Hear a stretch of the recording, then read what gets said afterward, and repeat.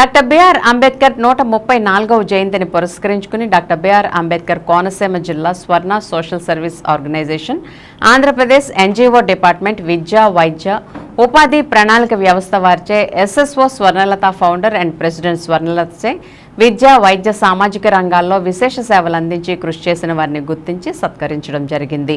ఇందులో భాగంగా వట్లూరులోని అంబేద్కర్ గురుకుల పాఠశాల తెలుగు జూనియర్ లెక్చరర్ గోరింక శ్రీలత గౌతమిని గుర్తించి స్వర్ణ ఫౌండేషన్ వారు ఉత్తమ అంబేద్కర్ జాతీయ సేవారత్న అవార్డును, ప్రశంసా పత్రాలను అందించారు.